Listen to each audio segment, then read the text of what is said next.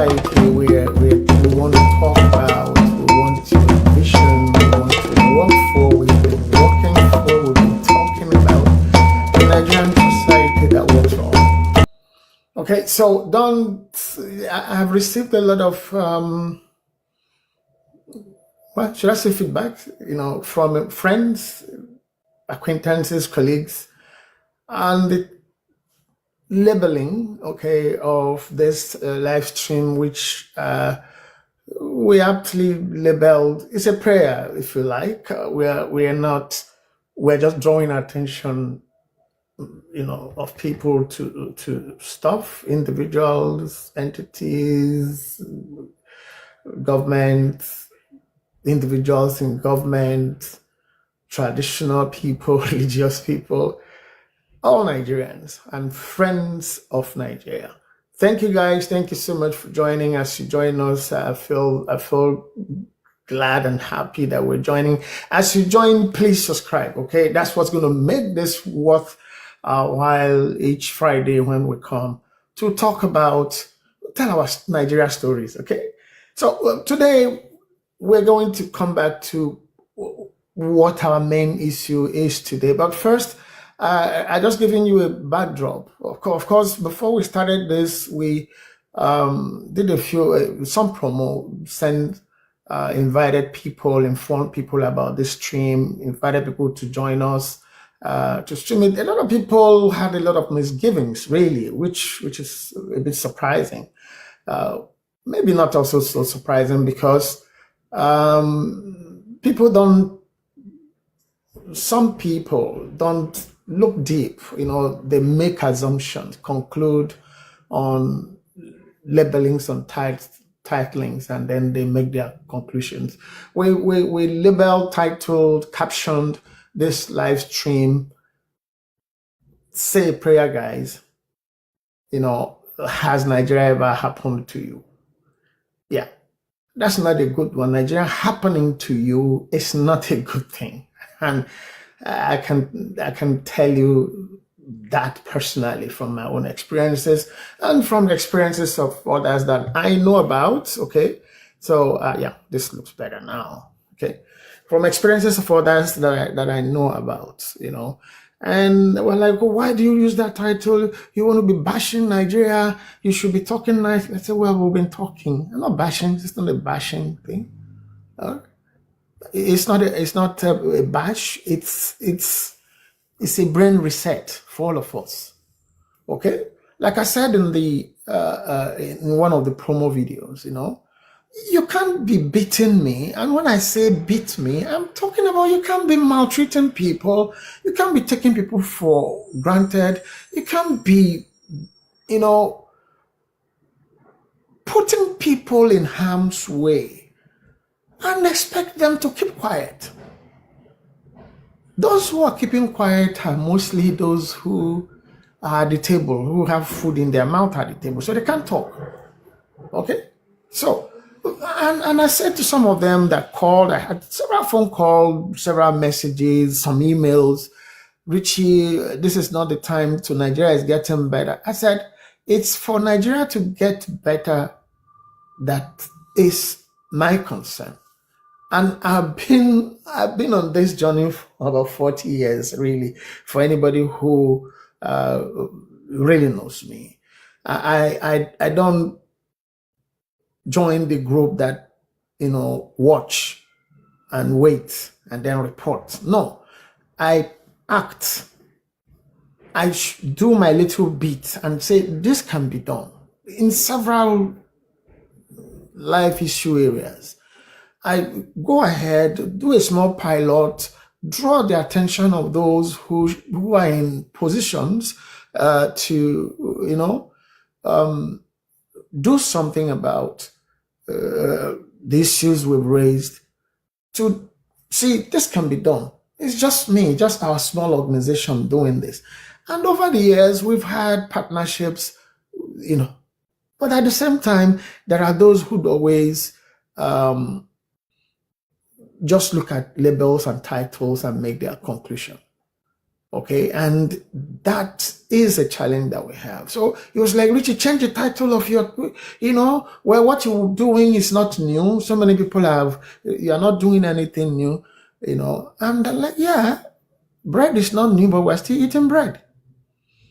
Okay, so I'm saying the people in leadership, people who have been in leadership, people who will get to be in leadership positions, should stop beating up the populace, should stop beating up the people that they are meant to serve, and at the same time tell them to shut up. No. If you beat me, you expect that I will cry. And this program, this live stream, is a heart cry. You'll hear my personal stories. Some of us, have not had any direct, might not have had, let me not be, judgmental or conclusive. Some of us might not have had any direct, if you like, relationship with some of the people that we are talking about in government, in governance, in positions of authority. You may not have had any direct dealings with this. You hear, oh, why are you talking like this? Your name sounds like the name of that person. I don't deal with names. So let's lay some ground rules for this program, okay? This program is not and will never be in any way religious, will never be in any way partisan, has no tribal coloration or racial coloration of any type. My interest is development. My interest is to have an egalitarian Nigerian society where people could have, would have, should have level playing grounds to thrive. Okay, we'll get to that in the course of the program, but please, before I get, dragging myself away.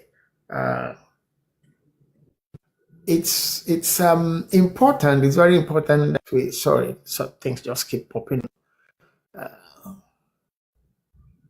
Okay. All right. Okay. All right. So now it's important for us to note that there are issues, not the distractions that content creators, social media ninjas latch onto. Hey, can you say happy birthday? Happy birthday, guy. Happy birthday, my friend. I hope you have a good one. Okay.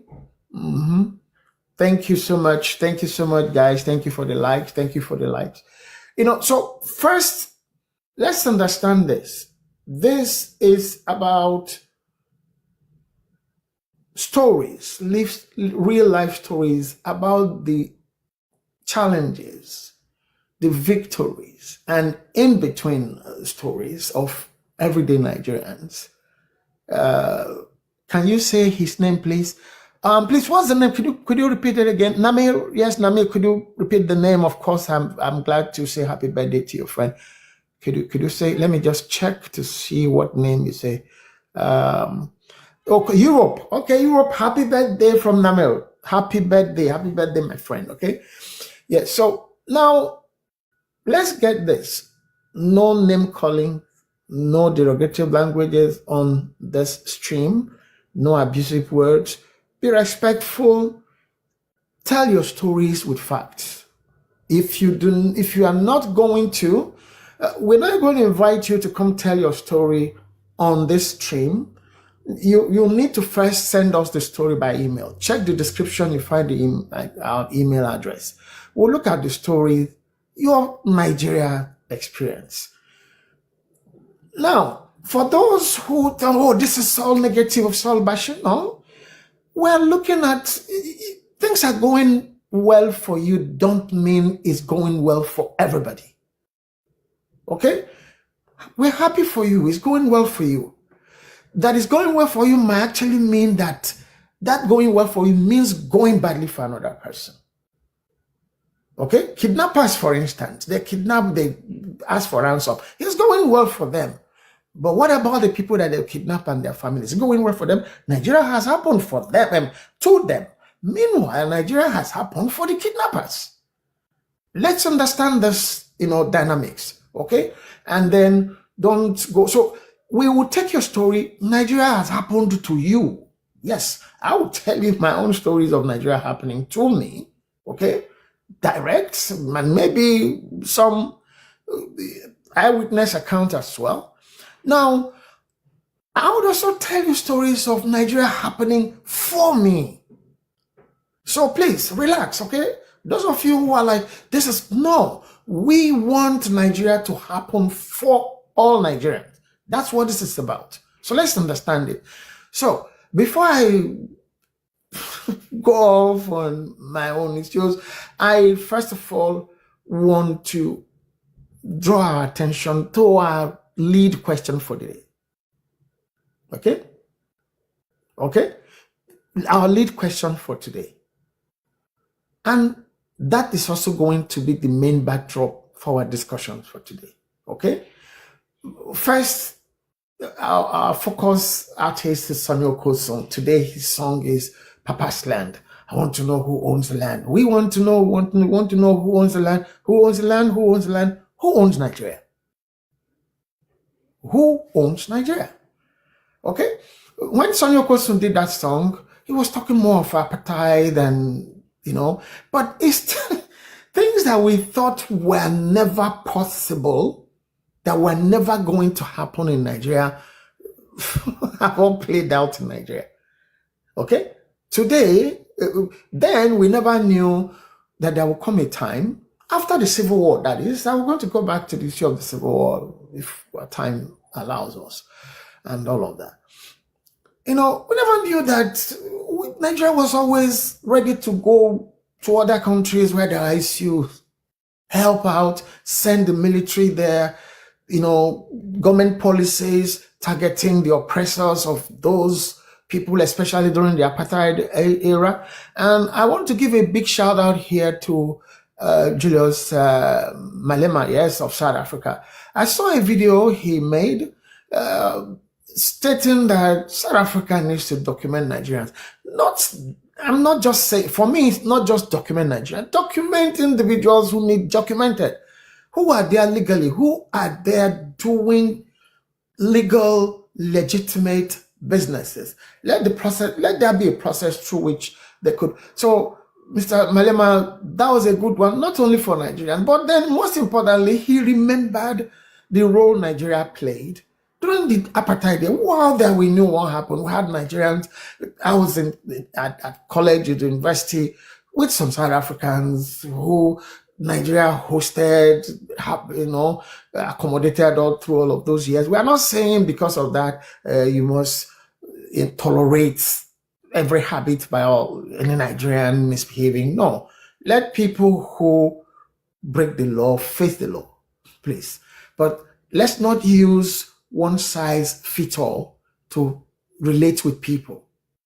Okay? Whether Nigerians or any. So that's by the way. So now the issues then were like this was not going to happen. But now, which is where we zero in on today's live stream. But now,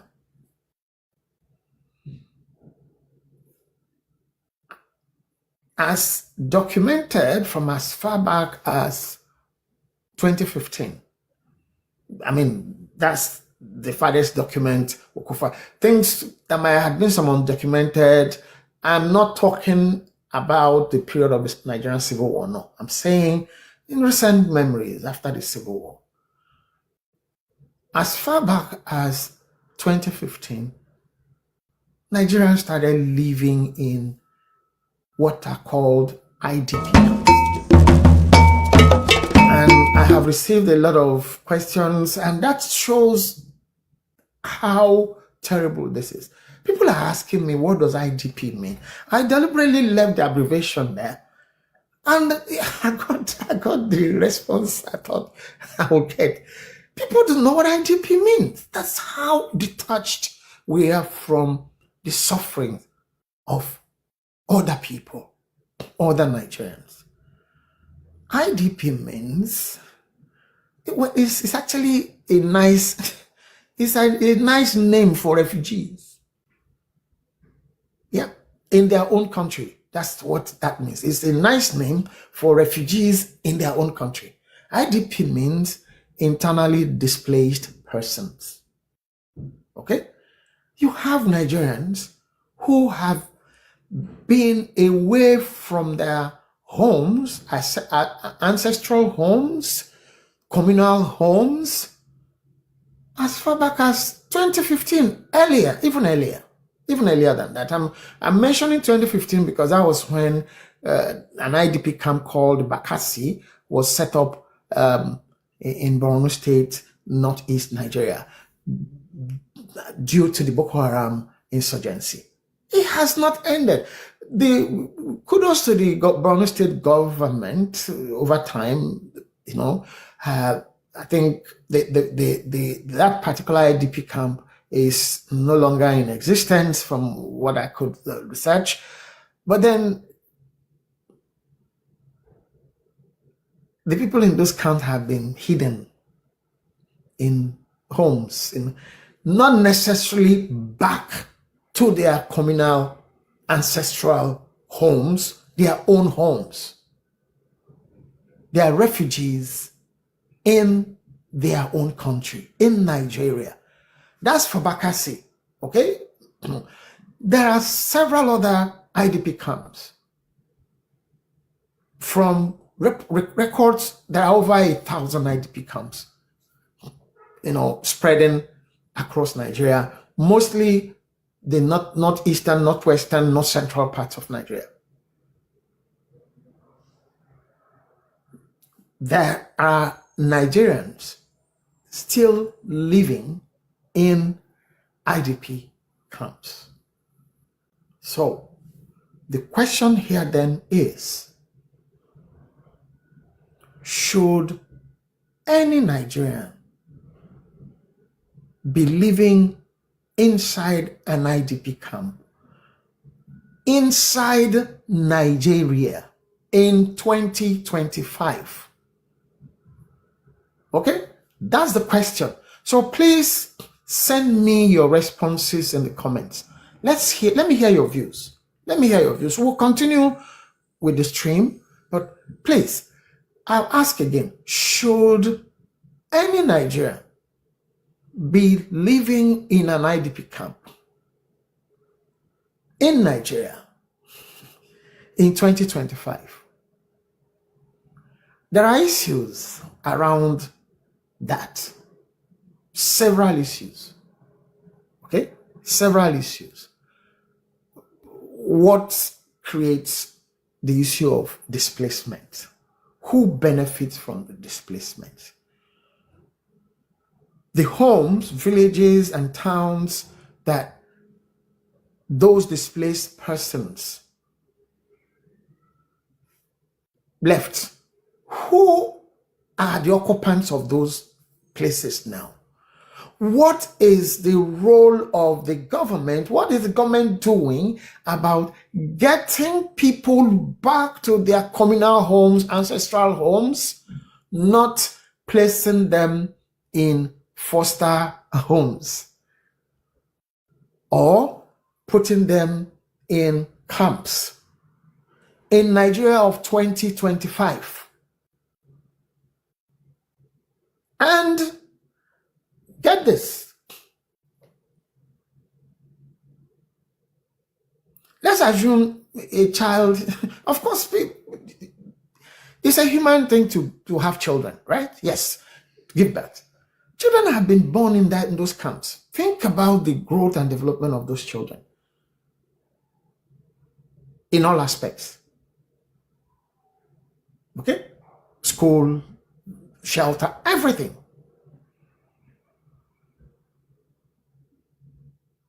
A child who was born in Bakassi in 2010, for instance, 2015, sorry, 2015, he'll be 10 years old this year. knows nothing about where he or she came from originally, knows nothing about, they just living to just survive day to day. There's no lost culture, lost traditions, living off arms, of aids, of other people, with some other individuals having taken over their ancestral homes, communal homes, in a country that has a government. And let's break this down so we understand this. There have been elections in Nigeria. Let's still go back to 2015 to now. Okay? There have been elections. Those places where those people have been displaced from, there are state governors. There are senators who represent them. There are House of Representative members who represent them. There are state House of Assembly members who represent. There are local government chairmen who represent them. The local government has its own legislative people who represent them. And all of these people I've listed here have the peace of mind to go to sleep every day. The people that they're representing are not in their homes. That's on the part of the... I'm still waiting for your responses. What do you think? What do you think about, Nigerians still living in IDP camps? Should any Nigerian be living in IDP camps in 2025? Okay? And I'm waiting to, take your comments on that. Now, that's on the part of the, if you like, the executive and the legislature that ought to be representing those people. When you say represent,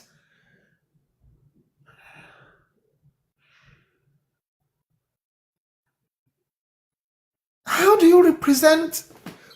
First, please, who are the ones occupying those spaces, those places, those people were, displaced from?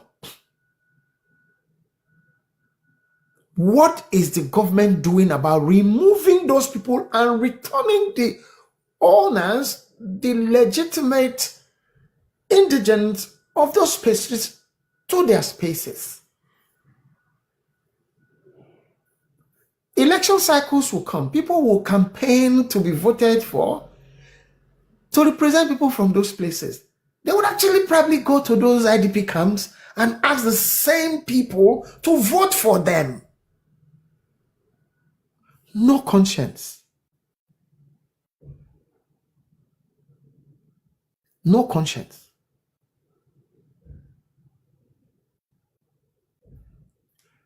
And someone says, Richie, do you think that this Nigeria bashing? I'm not bashing Nigeria, please. I'm not. I don't know when speaking to issues, because that's one thing that's lacking.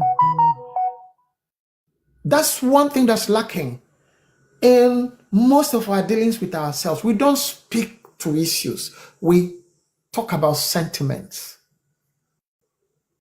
Parochial sentiments, religious sentiments. And those sentiments have not done us any good. Those sentiments have created IDP camps. More are still loading. All right? Some people, even with what we have on ground, some people are saying that certain people are supposed to be beheaded. We thought that's already on ground. And yet, those people making those kind of comments walk free. on the streets. Nobody goes to them. Nobody says anything to them. They walk free. But somebody is saying, Richie, why don't you just, don't you do other things? Don't forget about, why do you now want to bring up Nigeria issues? Why shouldn't I have been bringing up Nigeria issues like forever. I started my first business in protest of the way young people of my generation were seen. We were seen as useless, as they called us the wasted generation in my time. I started a publishing business in protest. We're not wasted. And I started profiling young people who were making waves, who were getting things done. Look, lessons were still learned. Some other generation came, they called them the lazy generation. Lazy. Okay, you are born, I'm not making excuses for anybody, please, don't misunderstand me. You are born inside an IDP camp. You are displaced from your ancestral home, from your communal home, from where you know as home. Please tell me what will gladden your heart just tell me what motivation such individuals would have to want to do anything positive or constructive to benefit the community, the society. And there's a government, and there are individuals who are representing them, who Nigeria is happening for on their behalf, to whom or for whom Nigeria had happened, on who Nigeria had happened.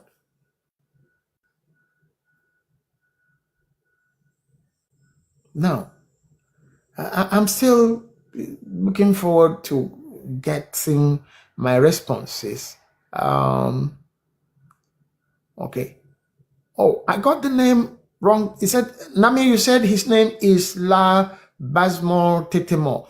Thank you. Sorry, I saw a different name. Okay. Thank you so much. Nakus, the days joined. Thank you for joining us. Ovi, thank you for joining us. Cat Kitty, thank you for joining us. Hi, guys. Thank you so much, Adam. Thank you, Poki. Osayuki, thank you for liking the like. Okay. Thank you so much. Thank you so much for joining us, guys. As you join, please hit the subscription button. Subscribe to this channel, to this live, please. I'd appreciate that. And also share this live to your friends. Please invite more people to join us, please. Thank you for the roses. Abdul, sorry. Thank you for the roses. Oh, this is the first gift I'm getting from you. Thank you so much. I appreciate this. I really appreciate it. Okay. All right. Thank you so much, guys. So now here is the issue. We've talked about the political class, representing these people that are living. Please, I'm not going to say IDP camp anymore. These people that are refugees in their own country. Okay? I know what it feels like to be a refugee. So if you want to get into that line of gist, be my guest. I will tell you, it's not a good thing at all. Okay, so for it, I have a book. You see this book here? Huh? I wrote this book 15 years ago. 15 years ago. I have an update on it. I have a second edition of it. It's called Biafra, Lest We Forget. It's about the Nigerian Civil War. It's about my experience as a child. You see, there's a background to all of this. That's a reason why I'm saying let's pray. The guys who are up there don't care about you. So if you don't cry, if you don't let them hear your voices, the signs are not good. Some people can say, I'm an alarmist, and well, my mom, my dad, their friends, okay, and associates felt that some people were alarmists in the late 60s. They went about their business thinking nothing's going to happen here. And truly, for a larger part of Nigeria, they didn't know anything about the Civil War. They just heard that there was something happening one side. But is that the situation we are in today?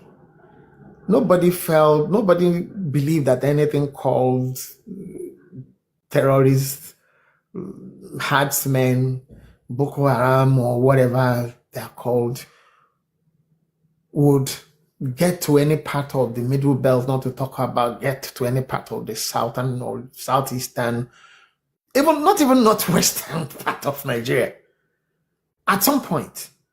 But today, there are red zone, hot zones for terrorism all across Nigeria. It's as if some people decided that terrorism must have a federal character, even when other real things that should, reflect the nature of Nigeria in its composition, in their compositions, are not considered. No, some people must have thought that, no, come, let's make terrorism a federal character across Nigeria. And then terrorism had been, insurgency and all such had been designed. Yes, I'm using designed. 2027 is coming. You will start hearing more stories about herdsmen clashing with some people, creating distractions. But meanwhile, those distractions are costing lives. People are dying in those distractions. That are some people's political game plans for winning elections. Okay?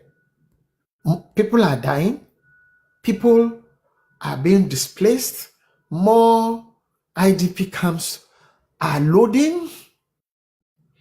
So we need to talk. We need to ask what's happened with the ones from yesterday. And while we're asking those questions, we are saying that we better not have new ones.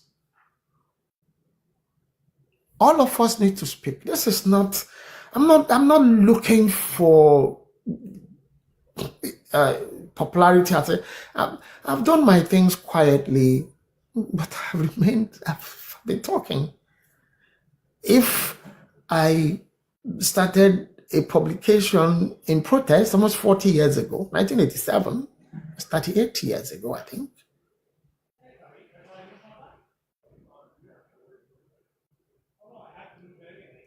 I'm still talking. I'm not talking for myself. There are Nigerians who can't talk for themselves. You that they've appointed, they elected you to talk for them. What are you saying on their behalf? What are you saying on their behalf? Nigeria is happening for you. Nigeria has happened to them. It's still happening to them. Get the message.